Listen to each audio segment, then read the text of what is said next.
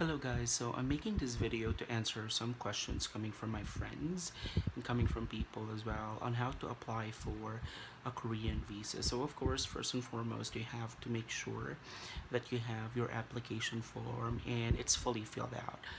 What are the things that you have to remember when you're filling out the form itself? So of course, you have to fill out all the necessary information, answer all the necessary questions, and of course put NA for those parts that are not applicable to you, because there are places on there are parts of the application form wherein will not apply to you, and therefore you have to put NA.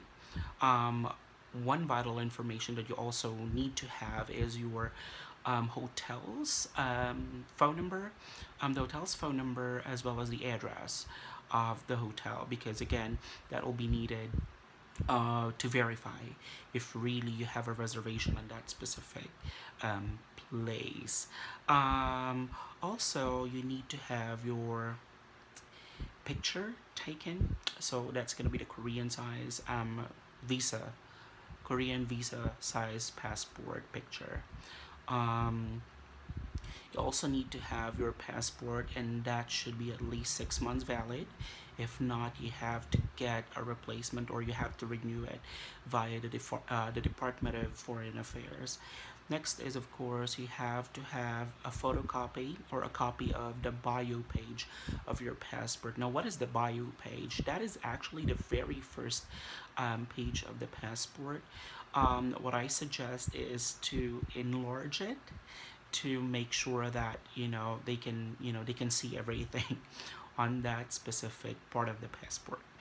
Next is, of course, you need to have, or you also need to provide a copy of your valid visas coming from the OECD member countries.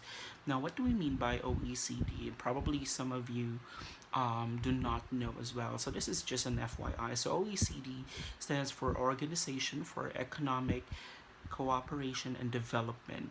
Okay, so there are a lot of countries that are members of OECD, and probably I'll just go ahead and try to put it right here later on as soon as I end everything. Mhm.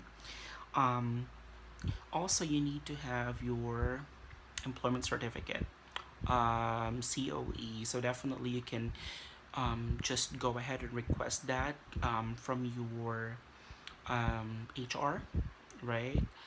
And you of course you have to request that ahead of time.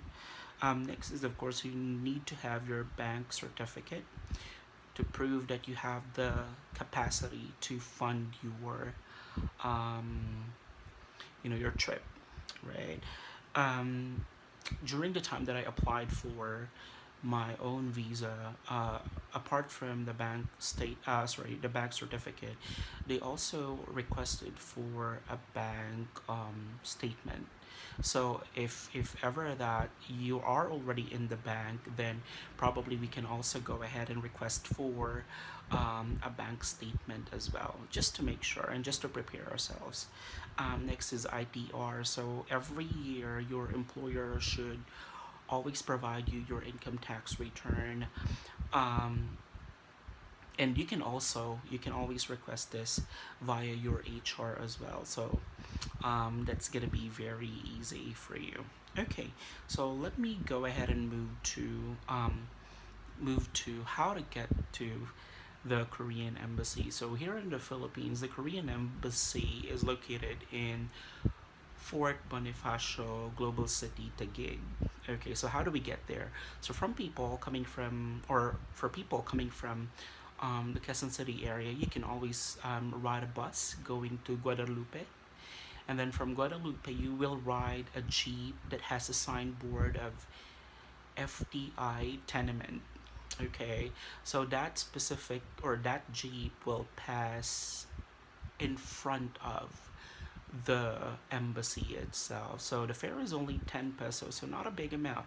Of course, you also have the option to go there via cab, which is going to be very costly.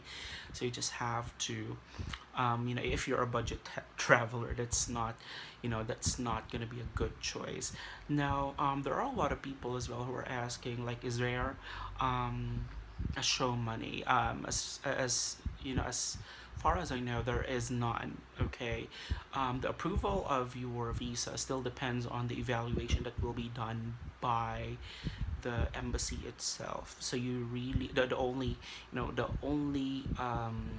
option that you have is to, of course, present a complete, right, a complete the complete requirements. Okay, so again, thank you so much, guys, for watching, and I'll see you again soon. Thank you.